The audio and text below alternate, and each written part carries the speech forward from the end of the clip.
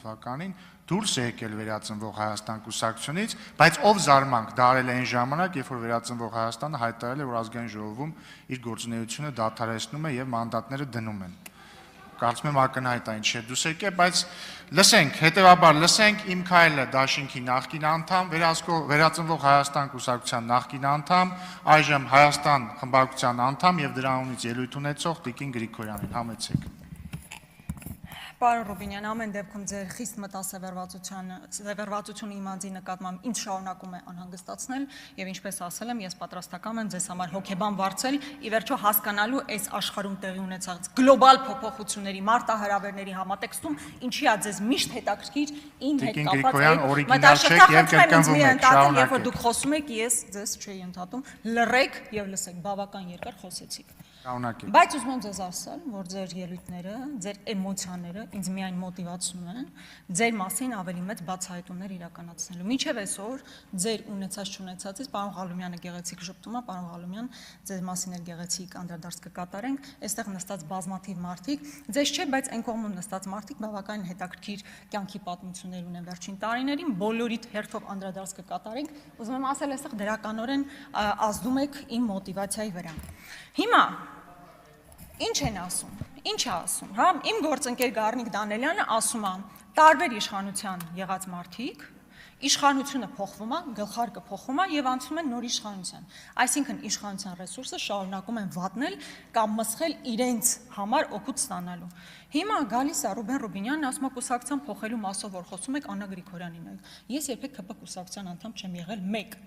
Ես ընդդիմությունից իշխանություն չեմ եկել իշխանական լծակներ ունենալու համար, դա կարող եք արձանագրել։ Ես իմ սկզբունքային դիրքորոշումն եմ հայտնել ձեր վարած քաղաքականության մասով։ Այդ դուք պետք է ստեղ նստած բազմաթիվ մարդկանց եք, պարոն Կոնջորյան, դուք չեք ներվում, որ այս մարդիկ այսքան խոսում են։ Ընդդիմությունից լուսավորից եկել եք ԿՊ կուսակցության ֆրակցիայի ղեկավար եք դարձել։ Ասեք թող մի քիչ իրենց համեստ պահեն։ Ամեն անգամ կարելի է այստենց վիրավորել, ուր է Շիրակ Թորոսյանը, Հանրապետական կուսակցության պատգամավոր։ Հիմա ձեր կուսակցության անդամ չի, ընդդիմությունից իշխանության եք եկել։ Ես իշխանությունից գնացել եմ ընդդիմություն ձեր դեմ պայքարելու համար։ Երբեք կուսակցության անդամ չեմ եղել, որևէ պաշտոն չեմ զբաղեցրել, իշխանական լծակներ չեմ կիրառել իմ ընտանիքի, իմ բարեկեցության համար։ Դուք սկզբունքային տարբերությունները այդտեղ չեք տեսնում։ Դուք սկզբունքային տարբերություններ այդտեղ չեք տեսնում կամ խեղճ Մելքոնյան Գագոն ինչ ասի։ Գագիկ Մելքոնյան Գագո չի։ Պարոն Մելքոնյանը։ Մենք չենք ասում Քոչարյան Ռոբ։ Դուք ինձ այլևս երբեք չընդհատեք, խելոք լսեք։ Ընդհատեմ, երբ որ անհարգալից կլինեք, իսկ հիմա շարունակեք եւ հարգալից։ Մելքոնյան Գագիկ, այո, ճիշտ եք ասում, ներողություն եմ խնդրում, թե Գուրգեն Մելքոնյանն իսկ այստեղ բան հարց կա։ Հիմա այստեղ որ չեն գալիս ասում, բանը նախքին ինչ որ պայքարել ենք մենք նախքին իշխանության դեմ։ Ու այն կոնտեքստում, որ ես իբր կուսակցություն եմ փոխել։ Այդ Նիկոլ Փաշինյանը ժամանակին այստեղ որ գալիս ասում էր մենք օլիգարխների դեմ պետքա պայքարենք։ Քրյա օլիգարխիկ համակարգ։ Այնուհետ այդ մարդկանցից մեկը որ ստե նստած էր, հիմա ձեր գլխին զոնտիկ է պահում։ Ձեզ համար 4-րդ կարգի ցորենա բերում, դուք էլ գնում եք հետո հատիկ սելֆի եք անում։ Այդ չի։ Կամ այն մյուս օլիգարխը հանրապետական, իր տղան հիմա ձեր մարզպետը չի։ Ես դրա հետ ինչ կապ ունեմ, դուք չեք նշանակել մարզպետ։ 21 թվականին այդ մարդը պատիվ ունեմի հանրապետականի շտաբի ղեկավարն է եղել, դուք եք նշանակել մարզպետ։ Կրկնում եմ, ես պաշտոն չեմ ունեցել։ Ես իշխանության մաս չեմ կազմել, իմ սկզբունքային դիրքորոշումն եմ հայտնել։ Դուք այն մարդիկ, ովքեր նախկինում իշխանական լծակները օգտագործել են, դիզել են կարողություններ, իրենց ընտանեկան կարգավիճակն են բարելավել, հիմա դարձել են ԿՊ-ական։ Մի հատ գնացեք համայնքներով պտտվեք, գյուղերով պտտվեք, ինչքան հանրապետական 10 շիկ կա կներեք բառիս համար։ Հիմա ԿՊ-ի համար է աշխատում։ Կարող է այդպես չի։ Իհարկե այդպես է։ Շատ հաճախ տարբեր մարդկանց չենք անդրադառնում, բայց դա է իրականությունը։ Ես օրինակ անկեղծ չէի ուզենա Կոնջորյանին անդրադառնալ, չէի ուզենա Շիրակ Թորոսյանին անդրադառնալ։ Հիմա մարդիկ են իրենց որոշումը կայացրել են։ Բայց երբ դուք ամեն անգամ չգիտեք ինչպես ինձ հակադարձել, երբ ես խոսում եմ կոռուպցիայի մասին, գալիս եք նման ձևակերպումներ եք տալիս, դա մի բանի մասին է խոսում, որ դուք իսկապես պատասխան չունեք հնչեցված փաստերին։ ասում է մարդը փոխնախարար է եղել, գնացել է, օգնել է, որ հանքը տրվի իր մոտ կանգնած մարդուն, հետո գործից դուրս է եկել, գնացել է այնտեղ տնօրեն է աշխատում։ Դուք դրա համար այսպես էմոցիաների մեջ չեք ընկնում։ Ձեզ դա չի հետաքրում, ձեզ հետաքրում է Գրիգորյան Աննան, ժամանակին իմ քայլը պատգամավոր է եղել, հիմա Հայաստան խմբակցության պատգամավոր է։ Հասկանում եք, դա է ձեր, դա է ամբողջ հարցը։ Հետո Կոնջերանին հիշեցի, որպեսզի մենակ չմնաք, պարոն Կոնջերյան։ Գևորգ Պապոյանը, Հանրապետական կուսակցության անդամ, հիմա ձեր փոխնախագահը չի կուսակցության։ Պարոն Ռուբինյան, երբ որ դուք ուզում եք ինձ ինչ-որ բանում մեղադրել, կարող եք մի հատ ձեր շուրջ նայեք։ Այսօր ձեր կուսակցության երկու փոխնախագահներից մեկը նախկին հանրապետական է, մեկը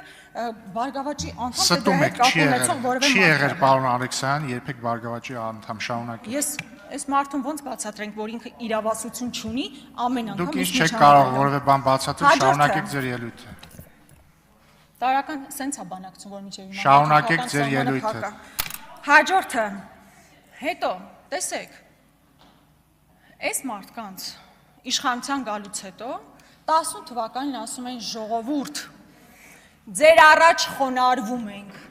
ձեզ սիրում ենք, գալիս ենք, որ ձեր բոլորի կյանքը լավացնենք։ Հիմա ամեն մեկը մի տուն, տեղ, փառք Աստծո, թող լինի։ Իրանք բոլորը ծլում, ծաղկում, Բարգավաճում, պետական պարտքը հասրել են 8 միլիարդի, թոշակառուների վճարի,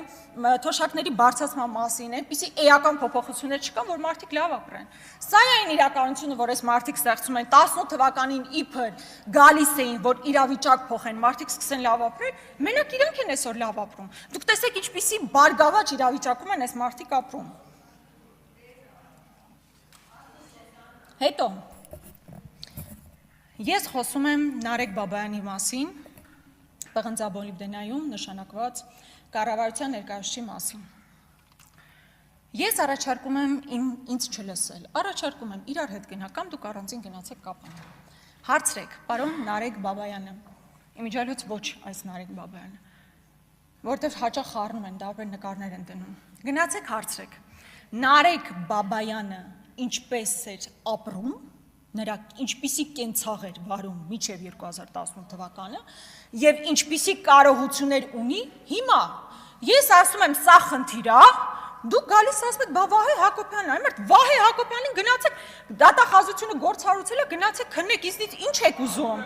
Երկրից Վահե Հակոբյանը դուրս է եկել ձեր իշխանության օրոք, բա թույլ չտայիք, եթե տենց մեծ հանցագործեր։ Ձեր իշխանության օրոք դուրս է եկել, կարողանում եք գործը հարուցեիք, քննեիք, բացահայտեիք, ինձանից ինչ եք ուզում։ Ինձանից ինչ եք ուզում։ Կամ այն որ բանը ապօրինի գույքի դեմ պայքարողները։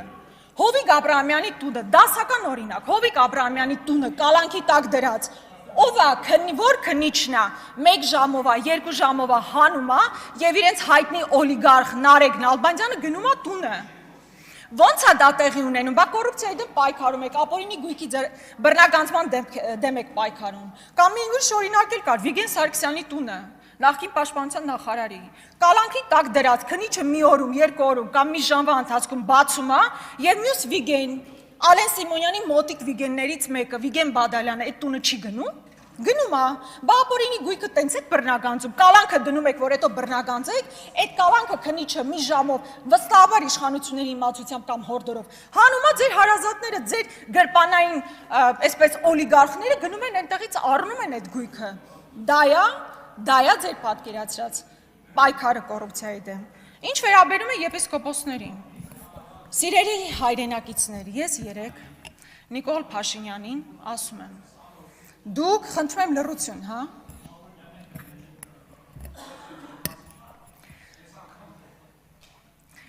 Երեկ Նիկոլ Փաշինյանն ասում է, ո՞նց է ստացվում, որ Նավասարդ Կոճոյանի մասին աշխարհ երեսի բառն ասել եք, հոդվածներ գրվել են, ասել են սա ինչ եպիսկոպոս, ոչ եկեղեցու հետ կապ ունի, ոչ քրիստոնեության հետ կապ ունի, միակ բանը, որի հետ ինքը ասոցացվում է Բենթլի է եւ այլն, ու այդ մարդու հետ բանակցում եք նորոգման մասով։ Ես Նավասարդ Կոճոյանին գնահատական չեմ տալիս, ասում եմ դուք եք իրան գնահատական տվել։ Հիմա այդ մարդու հետ ինչ եք բանակցում, ինչ նորոգման մասին եք բանակցում։ Մարդը աղքատության ուխտը ձեր ընկալմամբ խախտել է, բա հիմա իր հետ ինչ եք բանակցում։ Եթե կուսակրոնության ուխտը ձեզ այդքան հուզում է, դուք տեսել եք այդտեղ ինչ մարդիկ կան։ Առնվազն մի հոգու հաստատ պետքա ճանաչեք, որովհետև իր ընտանիքի անդամը տարբեր պաշտոններ է զբաղեցրել ձեր կառավարությունում։ Հիմա եթե դուք պայքարում եք կուսակրոնության ուխտը խախտելու դեմ, դուք ոնց եք բանակցում այդ ուխտը խախտման, այսպես դեմ ոնց եք պայքարում մարդկանց հետ, ովքեր խախտել են այդ ուխտը։ Այդտեղ հավաքված 10 եպիսկոպոսներին առանց գնահատական տալու ասում եմ, այո, իրենք խախտել են եւ ժուշկալության ուխտը, եւ աղքատության ուխտը, եւ հնազանդության ուխտը։ Ամբողջ խնդիրն է նա, որ դուք պետքա Փաշազադեի եւ Ալիևի պատվերը իրականացնեք։ Հիմա ամեն անգամ գալիս եք այս քննարկումներն եք իրականացնում։ Պարոն Ռուբինյան, 18 թվականի հեղափոխության եւ մարդկանց հույսերը դուք եք այսպես կործանել, մատաղարել, մարդկանց ասել մենք գալիս ենք որ դուք լավ ապրեք, հիմա դուք նենց լավ եք ապրում, իսկ մեր ժողովուրդը հաստատ լավ չի ապրում։ Քաղաքացիական պայմանագիր խմբակցության անունից ես ելույթ կունենամ։